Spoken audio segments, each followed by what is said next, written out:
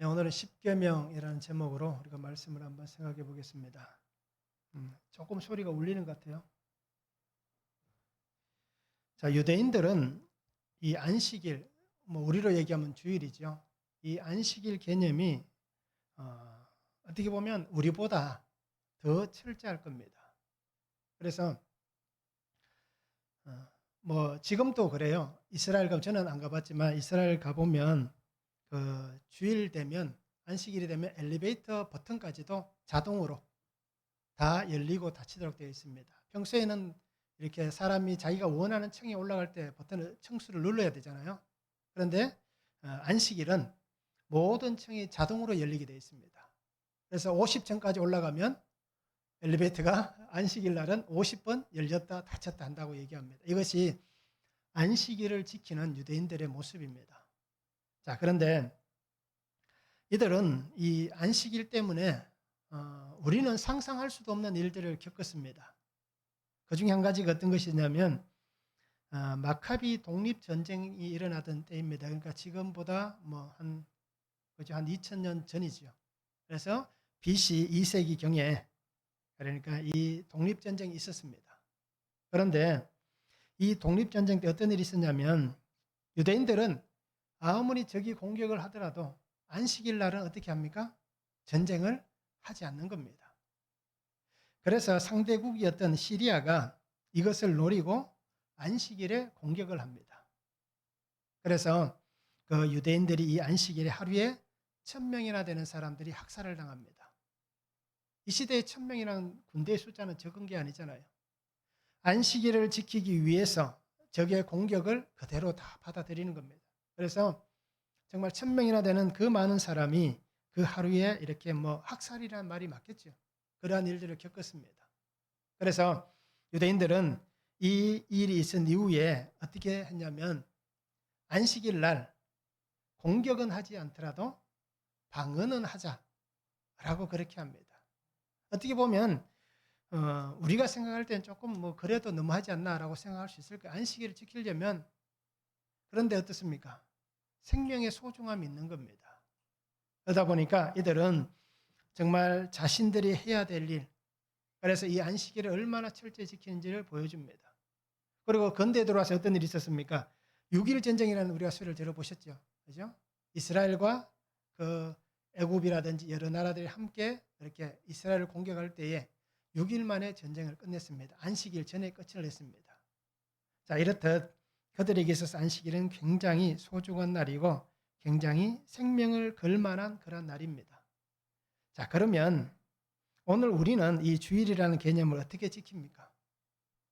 어떻습니까? 우리 성도님들은 이 안식일, 안식이라는 표현은 좀 그렇지만 주일을 우리가 어떻게 지키고 있습니까? 생명을 걸고 지키고 있다 라고 자신 있게 얘기할 수 있습니까?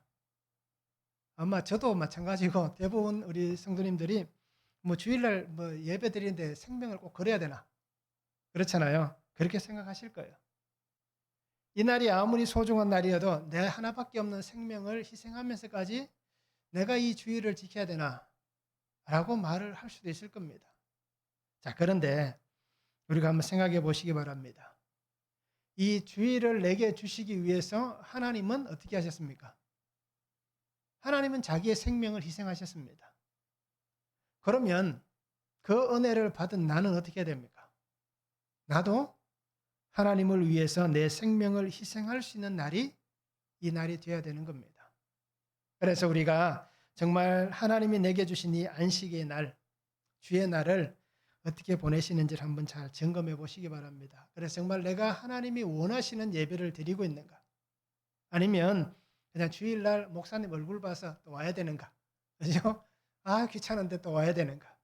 아니면 권사님들이, 집사님들이 하도 연락을 해서 제발 좀 왔으면 좋겠다. 얼굴 좀 봤으면 좋겠다. 얘기해서 또 오는지, 정에 이끌려서 오는지, 아니면 정말 하나님 앞에 내가 예배하기 위해서 오는지, 우리가 이 안식일 주의 날을 한번 돌아보시기 바랍니다. 그래서 하나님께서 기뻐하실 만한 예배, 사마리아 여인과 대화하시면서 말씀하셨잖아요. 영과 진리로 예배하면서 하나님이 기뻐 받으실 만한 그러한 예배를 드릴 수 있는 저도 되고 우리 성도님들도 되면 좋겠습니다. 말씀을 보시기 바랍니다. 애굽에서 하나님께서 그 백성을 인도해 내셨습니다. 그리고는 십계명을 주셨습니다. 그러면서 우리가 잘 알고 있는 10가지 계명이 나옵니다. 하나님만 섬겨라 라고 말씀합니다. 그러면서 마지막에는 어떤 게 나옵니까? 이웃의 집을 탐내지 말라 라고 말씀하면서 하나님과 또 인간 관계에 있어서의 그러한 지켜야 될 계명들을 하나님이 말씀해 주셨습니다. 자, 그래서 우리가 이 십계명에 대해서 말씀들을 많이 들었고요. 또 잘 알고 있습니다. 그래서 오늘 이 전체를 다 하기는 시간이 너무 부족해서 몇 가지만 이렇게 하도록 하겠습니다. 첫 번째 보면 너의 하나님이다 라고 말씀합니다. 1절과 2절입니다.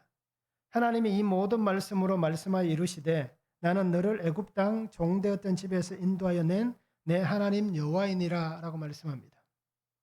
하나님은 그 백성을 애굽 땅에서 시내산까지 데리고 오셨습니다. 한 달이라는 시간이 걸려서 그 백성이 애굽 시내 광야에 왔습니다. 그러면서 그들에게 하나님께서는 그 시내산 아래에서 특별히 모세를 향해서 10가지의 말씀을 주셨습니다. 그러면 정말 하나님께서는 그 백성들에게 내가 너희에게 있어서 어떤 하나님인지에 대해서 밝혀주시고 있습니다. 하나님 어떤 분입니까?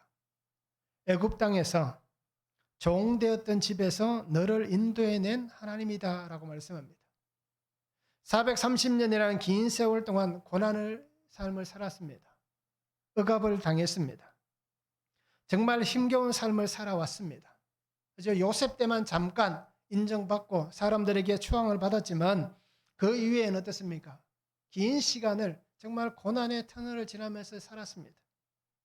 자, 그렇게 이 고난의 환경에 살던 그 백성을 하나님께서 어떻게 하셨습니까? 내가 너희를 건졌다라고 말씀합니다. 그래서 출애굽기 19장 4절에 보면 내가 애굽 사람에게 어떻게 행하였음과 내가 어떻게 독수리 날개로 너희를 업어 내게로 인도하였음을 너희가 보았느니라. 애굽에 행했던 일들 10가지 재앙이 있었잖아요. 그 일들과 그리고 내가 너희를 어떻게 독수리 날개로 업어서 이곳까지 인도했는지 너희가 보았다라는 것입니다. 그 홍해 앞에서 하나님이 어떻게 하셨습니까? 물이 갈라지게 하셨습니다. 또 그 물이 없는 마사에서 하나님께서 물을 먹게 해주셨습니다.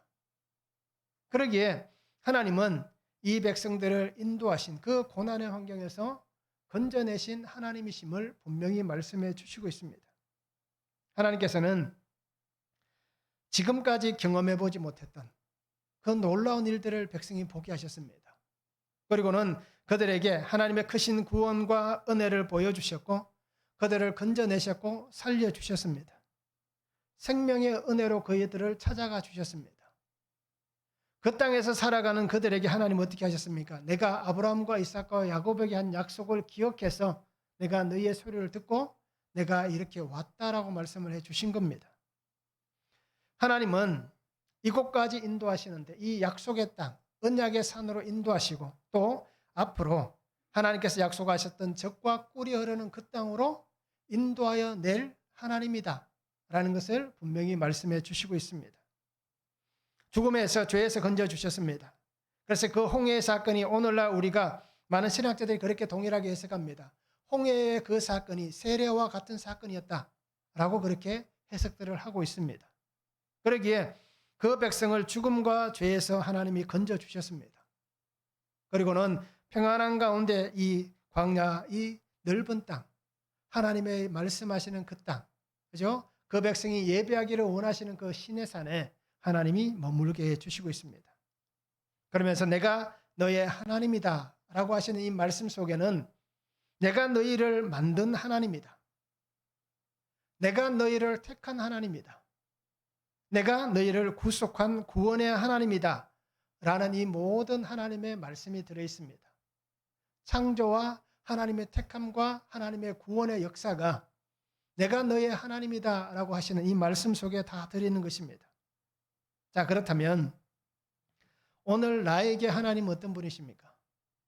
하나님은 내게 무엇이라고 말씀하십니까? 내가 너를 만들었다. 내가 너를 택하였다. 내가 너를 십자가의 은혜로 구속하였다. 라고 하나님께서 오늘 우리에게도 동일하게 말씀하십니다. 그러면서 나는 너의 하나님이다 라는 것을 말씀해 주시고 있습니다. 오늘 이 하나님의 음성이 들리십니까? 이 은혜가 정말 하나님께서 내게 주신 은혜다라고 고백이 되어지십니까? 말씀이 들려야만 하나님께서 나의 창조주이십니다. 창세기 1장 1절의 말씀이 믿어지는 것이고, 말씀이 들려야만 하나님께서 우리에게 오셨다는 말씀하시는 동정녀 마리아에게서 태어나신 예수 그리스도가 믿어지는 것입니다. 그리고 말씀이 들려야만 주님께서 나를 위해 다시 오실 것이다, 재림의 그 은혜가 믿어지는 것입니다. 그리고 우리 성도님들이 하나님의 말씀이 들려지는 은혜를 붙잡으시기 바랍니다. 그래서 오늘도 하나님이 내게 말씀하시는 그 은혜를 따라서 나는 너의 하나님이다 라고 말씀하시는 이 주의 은혜 가운데 거할 수 있기를 원합니다. 말씀 한번 적용해 보시기 바랍니다. 나는 지금까지 어떻게 살았습니까? 아마 대부분의 성도들이 다 마찬가지일 거예요. 저도 마찬가지고 다 죄 가운데 살았습니다. 예수님을 믿기 전에 우리는 어떤 사람이었습니까? 사탄의 종로로 타던 사람들이었습니다. 그렇잖아요. 죄의 올무에 묶여서 허덕이면서 살았던 인생들입니다. 자, 그런 우리를 구원하신 분이 하나님이십니다.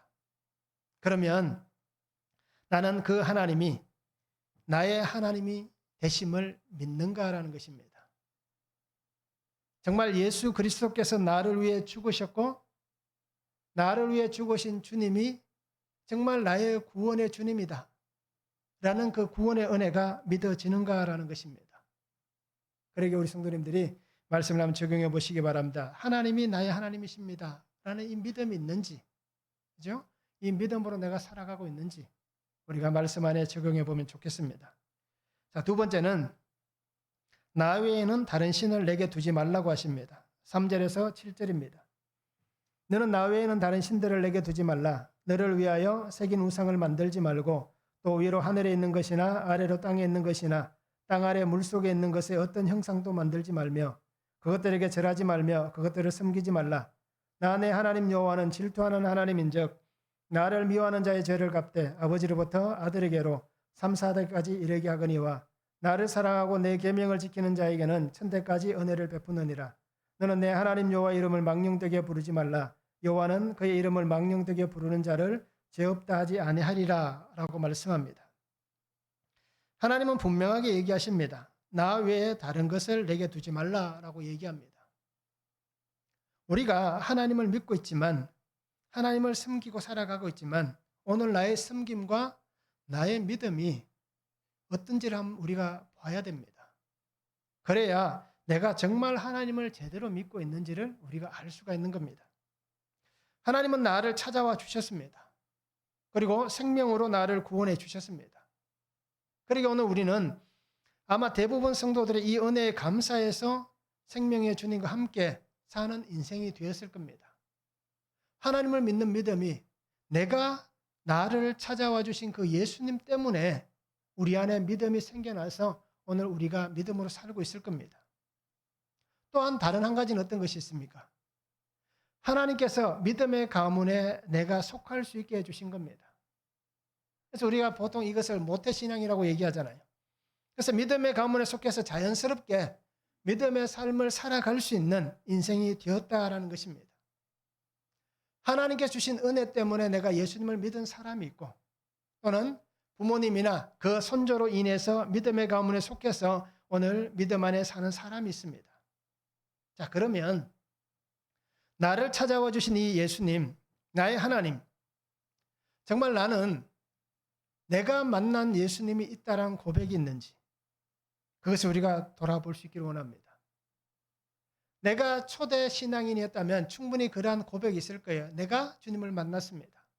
하나님께서 내게 이런 은혜를 주셨습니다 라는 고백이 있습니다. 그런데 우리가 알듯이 그 믿음의 가문에 속해 살아가다 보면 그죠? 나는 원치 않음에도 불구하고 그냥 태어날 때부터 교회를 다니다 보니까 자연스럽게 어떻게 됩니까? 아, 나도 하나님을 믿는구나 라고 생각을 합니다. 그런데 실상은 어떻습니까? 대부분 사람들이 주님을 만나기 전에는 모태신앙이라고 얘기하지만 신앙인이라고 우리가 표현하지만 말할 수 없는 존재들입니다. 그렇잖아요. 신앙은 하나님을 향한 나의 고백이 있어야 그것이 신앙입니다. 자, 이렇듯 우리는 그런 은혜 안에서 지금 예배를 드립니다. 자, 그러면 오늘 하나님께서 말씀하신 같이 우리는 내가 살아가는 삶에 하나님 외에 다른 것을 두지 않고 살아가고 있는가라는 것입니다. 정말 하나님만 섬깁니까? 정말 하나님만 따라가고 있습니까? 하나님의 말씀만 붙잡고 살아가고 있는지를 보시기 바랍니다. 나 외에 다른 것을 내 삶의 환경에 두지 말라고 말씀합니다. 나 외에 다른 것을 너의 생각 속에 두지 말라고 얘기합니다. 나 외에 다른 것을 너의 육체에 두지 말라고 하나님께서 그렇게 말씀하시고 있습니다. 우리는 죄의 삶을 살던 인생들이었습니다. 로마서 1장 28절에 보면 또한 그들이 마음에 하나님 두기를 싫어하며 하나님께서 그들을 그 상실한 마음대로 내버려 두사 합당하지 못한 일을 하게 하셨으니라고 말씀합니다. 우리는 죄의 삶을 살던 인생들이었기 때문에 선천적으로 하나님을 두기를 싫어합니다. 왜 그럴까요? 아담 이후에 그 죄가 우리에게 들어왔기 때문에 우리 속에는 죄의 DNA가 존재하는 겁니다. 그래서 선하신 하나님을 따라가는 것보다는 악하고 지저분하고 더러운 것을 따라가는 삶을 더 좋아합니다. 그래서 대부분의 사람들이 착한 일을 하는 것은 어색할 수 있습니다. 그런데 나쁜 짓 하는 것은 어떻습니까? 가르치지 않아도 자연스럽게 다 배웁니다. 왜 그럴까요? 우리 속에 이러한 모습이 존재하고 있기 때문입니다. 그래서 죄의 삶을 살던 인생들이기 때문에 하나님 두기를 싫어했고 하나님 앞에서 우리가 어떻습니까? 등을 돌리고 있는 그러한 인생이었습니다. 즉 우리는 사탄의 족쇄에 잡혀있던 인생들입니다. 그러니까 본질적으로 진노의 자녀였고 하나님 두기를 싫어합니다. 결국 이 얘기는 어떤 얘기입니까? 우리가 하나님을 믿고 있지만 우리 속에 하나님 외에 다른 것을 자꾸 두려워하는 마음이 생기는 이유가 바로 이것 때문이란 겁니다. 하나님 외에 우리가 좋아하는 것들이 얼마나 많습니까? 물질을 얼마나 사랑합니까? 그죠? 그 세상의 환경을 우리가 얼마나 좋아합니까? 그러면서 우리 속에 어떻습니까? 내가 삶의 평안과 안위를 위해서 다른 사람보다 내가 조금 더 좋은 삶을 위해서 우리 속에 얼마나 많은 탐욕과 욕심이 자리를 잡고 있습니까? 그리고 우리는 인생의 정욕을 위해서 얼마나 많은 시간을 허비하고 있습니까? 그러기에 오늘 우리는 어떻습니까? 악함의 우상을 만들어내고 있는 겁니다. 그러기에 우리는 하나님께 주시는 이 말씀을 통해서 바르게 보시기 바랍니다. 이렇게 살아온 나를 하나님이 구원해 주셨습니다. 그리고 은혜 안에 살게 하셨습니다. 그러면 그 은혜를 붙잡고 살아가면서 끊임없이 어떻게 해야 됩니까? 우리 안에 일어나는 이 정욕과 음란과 그죠? 탐욕과 탐심, 수많은 악함들을 끊임없이 우리는 계속해서 물리치고 말씀으로 씻어내고 하나님 앞에서 정결케 돼야 되는데 여전히 우리는 어떻게 살아갑니까? 그렇게 살지 못하는 겁니다. 그러기에 매일 말씀을 보는 게 힘이 듭니다. 그죠? 말씀 보는 것보다는 TV 보는 게 더 사랑스럽고 그렇잖아요. 저도 마찬가지예요. 목사라고 해서 뭐 다를 게 뭐가 있겠습니까? 저도 말씀 보는 시간보다 TV 보고 노는 시간이 더 좋습니다. 그러기에 우리는 똑같은 인생들입니다. 그래서 되었다 함이 없는 인생들입니다. 그러기에 우리가 오늘 말씀을 잘 보시기 바랍니다. 하나님 외에 다른 것을 두지 않는 그 삶을 사시기 바랍니다. 그래서 하나님께서 우리에게 말씀합니다. 하나님만 섬기는 삶이 되라고 얘기합니다. 그래서 우리 안에 있는 죄와 악, 사탄의 종로로 닫은 그 찌꺼기들을 남아있는 그 찌꺼기들을 다 씻어내라고 말씀하고 있습니다. 그러기에 우리 성도님들이 하나님 내게 주신 이 말씀을 잘 붙잡고 우리가 거룩함으로 끊임없이 나아갈 수 있는 성도가 되었으면 좋겠습니다. 올해 표가 저거잖아요. 하나님의 거룩을 닮은 성도입니다. 자, 8개월이 흘러갑니다. 뭐 이렇게 얘기하면 인본주의가 되겠죠. 얼마나 많이 닮았습니까? 연초에 닮자라고 얘기했는데 8월 28일 오늘까지 얼마나 많이 닮았는가라는 것입니다. 하나님을 섬기면서도 우리 속에는 여전히 수많은 우상이 있습니다. 악함이 있습니다. 끊임없이 우리는 하나님을 속이고 있습니다. 끊임없이 우리는 하나님에게서 멀어지려고 합니다. 결국 어떻습니까? 하나님을 속이면서 사는 인생이기에 하나님도 속이고 나도 속고 그렇게 살아가는 인생입니다. 하나님께서 모르시겠습니까? 다 알고 계십니다. 그죠? 아시면서도 보고 계시면서도 하나님은 그저 속아주시고 참아주시고 기다려주십니다. 그런데 우리는 그것을 또 미끼로 삼아서 하나님 내가 그렇게 기도해도 응답하시지 않잖아요. 하나님 앞에 그렇게 예비하고 하나님 뜻을 구해도 내 환경이 달라지는 게 뭐가 있습니까?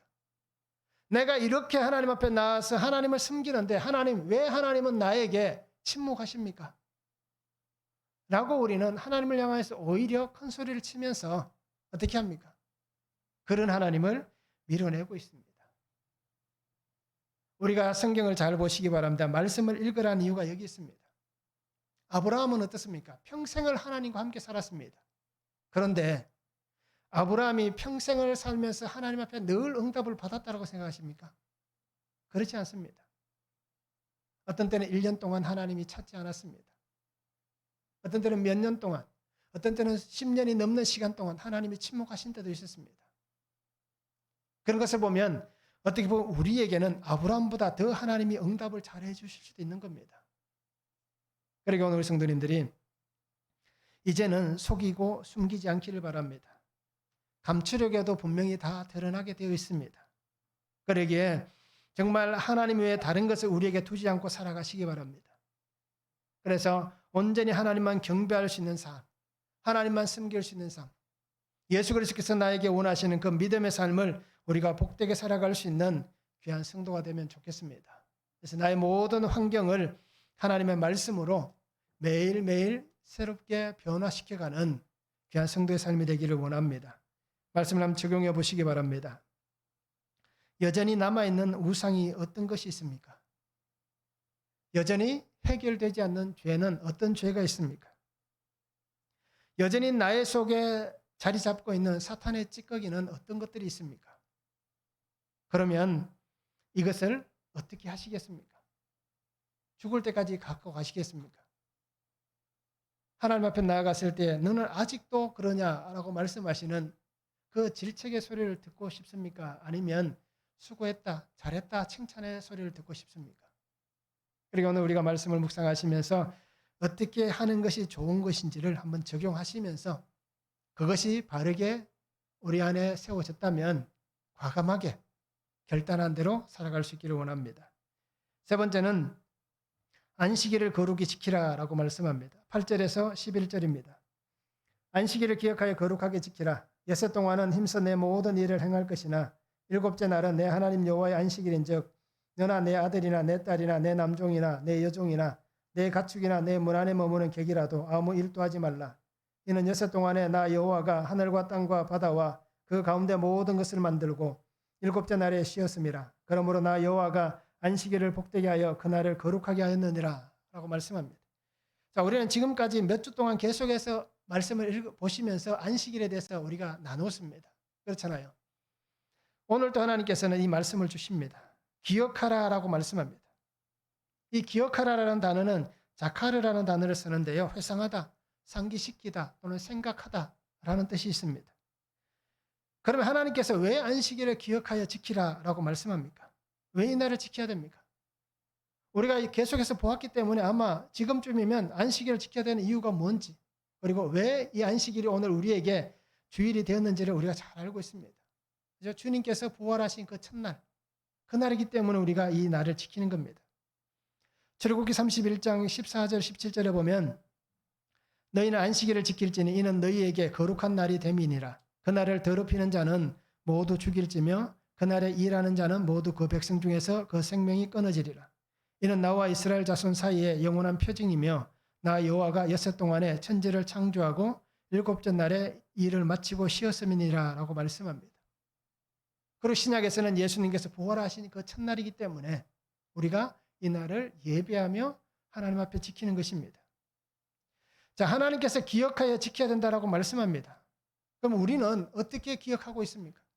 오늘 나는 어떻게 지키고 있습니까? 오늘 성경은 얘기합니다. 나와 함께 있는 모든 사람들은 이 날을 지켜야 된다라고 얘기합니다.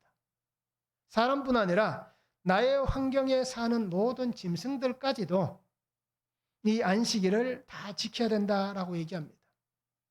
하나님은 예외를 두지 않습니다. 너는 이날에 이런 일을 해야 되니까, 너는 그러한 바쁜 일이 있으니까 라고 말씀하시지 않습니다. 모든 사람이나 그 속에 속해 있는 모든 짐승들이 똑같이 하나님께서 주신 이 안식의 날을 지켜 거룩히 지켜야 한다라고 말씀하시고 있는 것입니다. 하나님은 우리에게 분명히 얘기하십니다. 안식일의 주인은 하나님이십니다. 하나님이 천지를 창조하시고 하나님이 이날 쉬셨기 때문에, 그죠? 모든 것의 주인은 하나님이십니다. 하나님께서 거룩하게 하셨기 때문입니다. 하나님께서 복되게 하셨기 때문입니다. 그러니까 오늘 우리는 하나님의 거룩을 닮기 원한다면, 하나님 주신 이 복과 은혜를 누리기를 원한다면 우리가 이 날을 마땅히 지켜 행하는 것입니다. 또 예수님은 사마리아 여인과 대화하면서 말씀하셨잖아요. 이 날은 다른 날이 아닙니다. 예배하는 날이기 때문에 하나님 앞에 영과 진리로 나아가는 날입니다. 그리고 이 날 하나님의 은혜를 덧입을 수 있는 날입니다. 그러기에 하나님의 은혜가 선포되고 하나님의 생명이 선포되는 이 날을 우리가 지키지 못한다면 오늘 우리에게 크나큰 타격이 일어날 수 있는 겁니다. 이것은 오늘 우리가 생각할 때 주일 한 번 빠진다고 해서 무슨 일이 일어나겠는가? 그죠? 예배 한 번 빠진다고 해서 무슨 일이 일어나겠는가? 라고 말씀하실 수도 있습니다.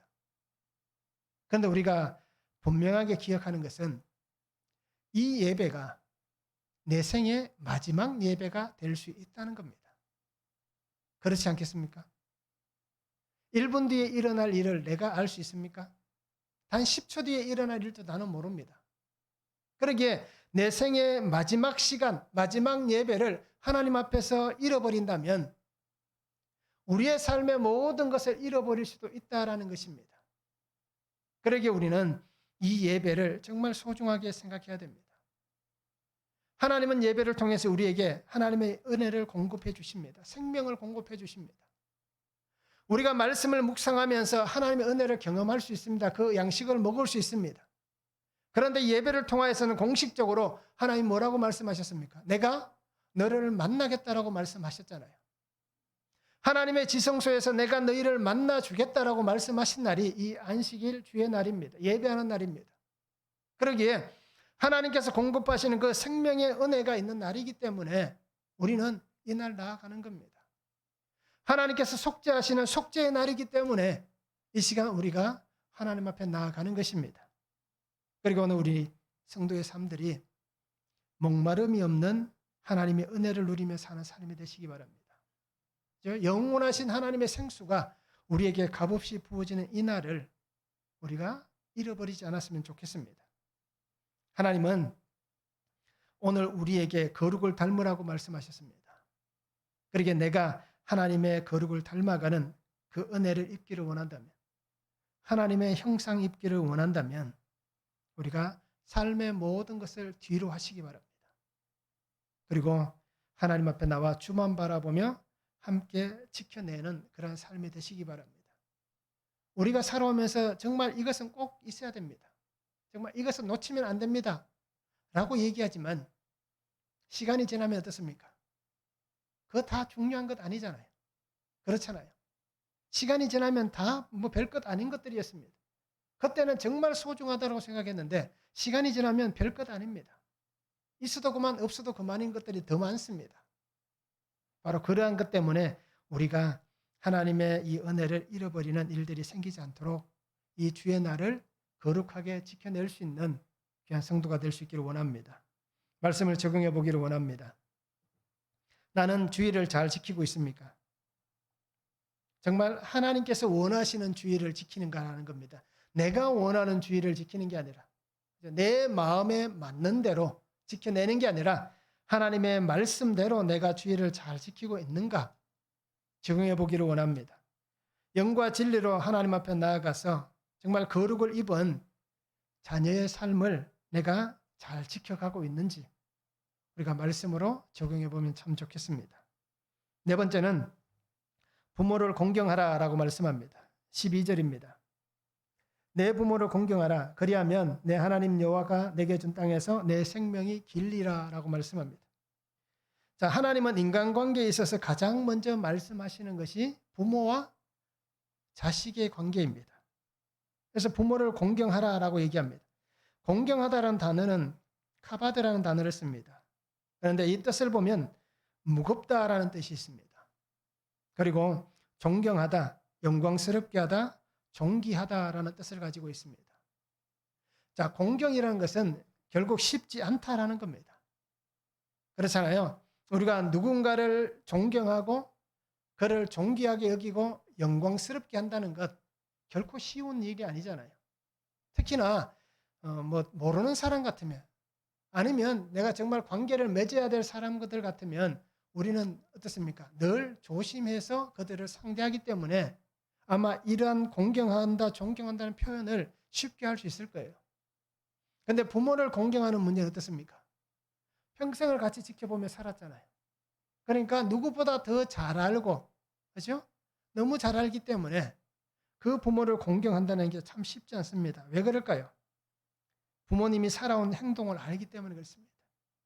부모님의 어떤 말을 가지고 살았는지, 어떤 행동을 가지고 살았는지, 그것을 자식들이 옆에서 지켜보며 살아왔기 때문에 그 부모를 공경하는 것이 참 쉽지가 않을 거예요. 하나님은 부모를 공경하라라고 말씀합니다. 왜 그럴까요? 내가 태어나고 내가 이 땅에 살아갈 수 있는 이 생명의 시작이 어디에서 출발합니까? 부모에게서 내 생명의 시작이 출발하는 것입니다. 하나님께서 부모를 통해서 내가 이 땅에 태어나게 해주셨습니다. 그리고 살아갈 수 있는 은혜를 주셨습니다. 즉 부모가 없으면 나는 이 세상에 존재할 수 없는 사람들입니다. 그러기에 오늘 우리가 부모님을 공경해야 되는 이유는 이것 하나만으로도 공경해야 됩니다. 그렇잖아요. 하나님께서 이 땅에 살아갈 수 있는 은혜 주신 것, 부모님이 계셨기 때문에 내가 이 땅에 숨 쉴 수 있는 것, 이것만큼 더 큰 은혜가 어디 있겠습니까? 그런데 우리는 어떻습니까? 그것을 굉장히 하찮은 것으로 여깁니다. 그죠? 그렇게 생각해보고 산 사람도 없을 거예요. 자, 부모님을 공경해야 되는 이유는 하나님의 주권을 인정하는 겁니다. 하나님의 권위를 인정하는 겁니다. 부모를 통해서 하나님께서 이 땅에 생명을 주신 분이 하나님이시다. 하나님이 생명의 주인이시다. 라는 하나님의 권위, 하나님의 주권을 인정하는 것이 바로 부모를 공경하는 것입니다.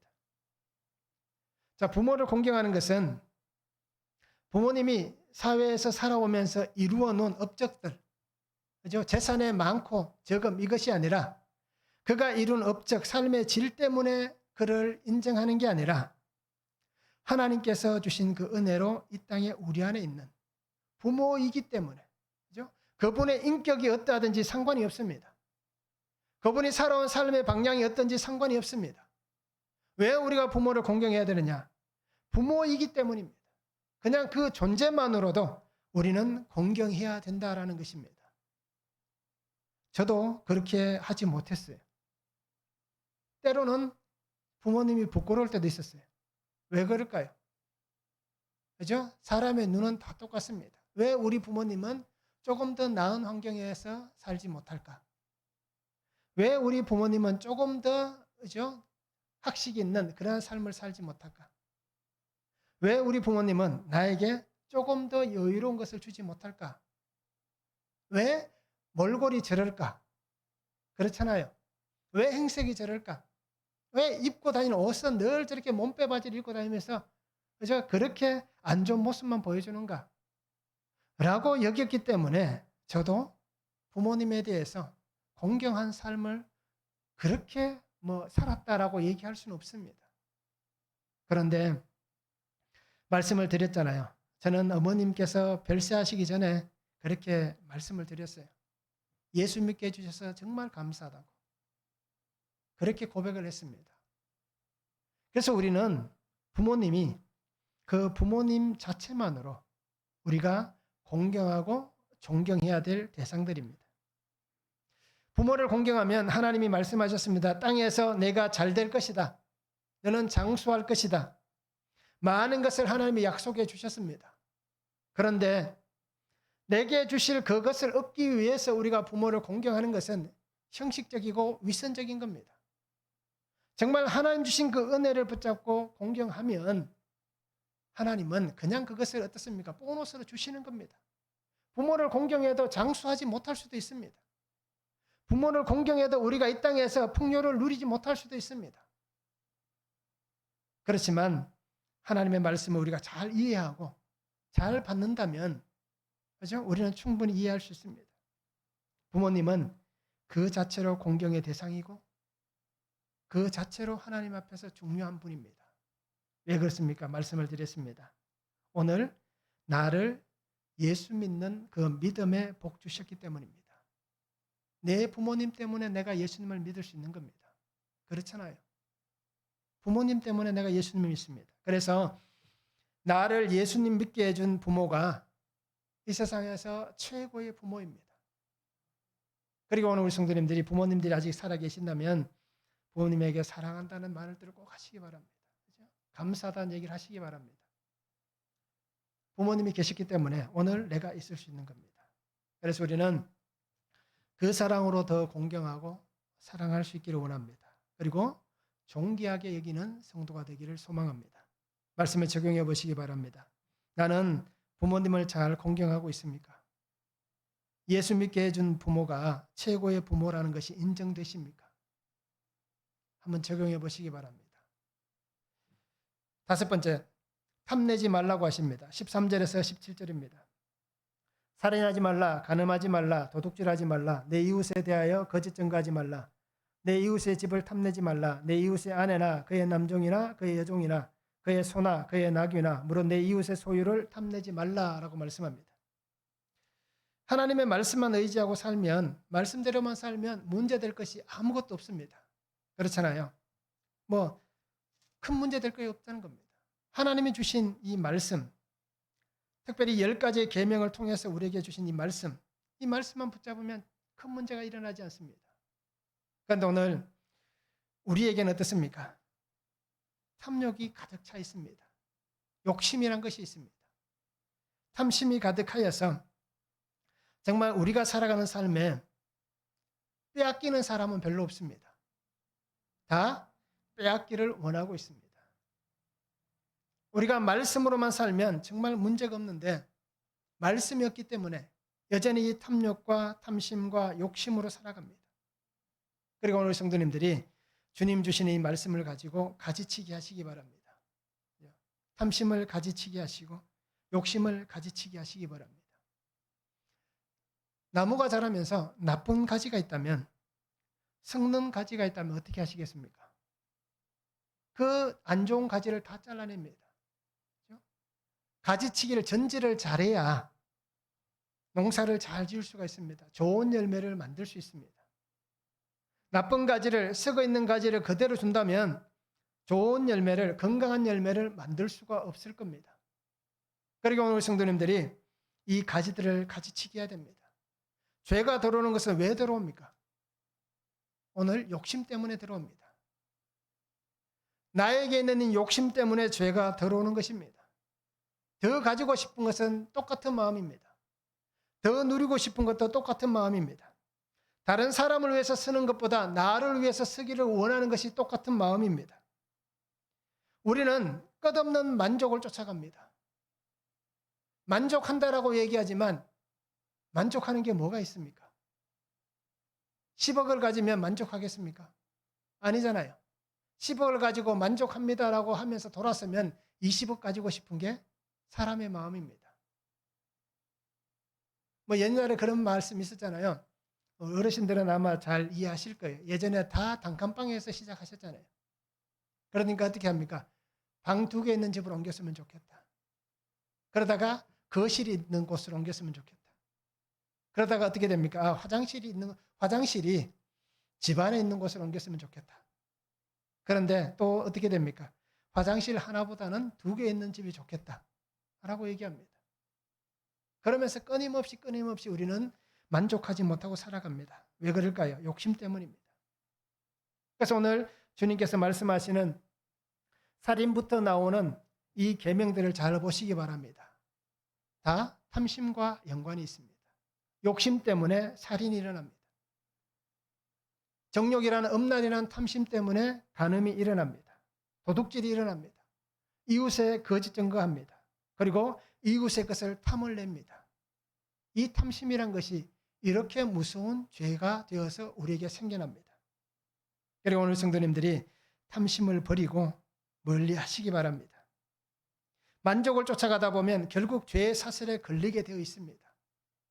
그러기에 오늘 우리는 죄의 결과를 낳는 이 탐심, 욕심들을 다 끊어내시고 정말 작은 것 하나라도 정말 우리 안에 있는 그 욕심이 있다면 말씀으로 가지치기 하시기 바랍니다.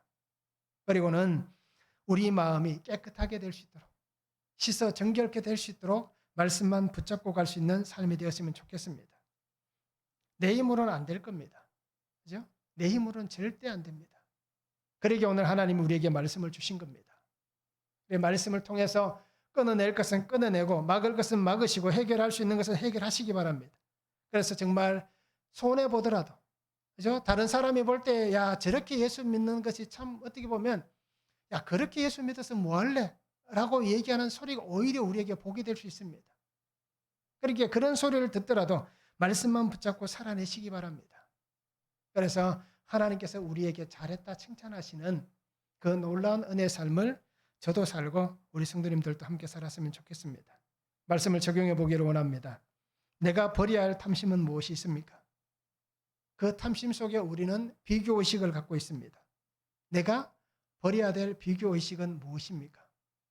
내가 버려야 될 욕심은 무엇입니까?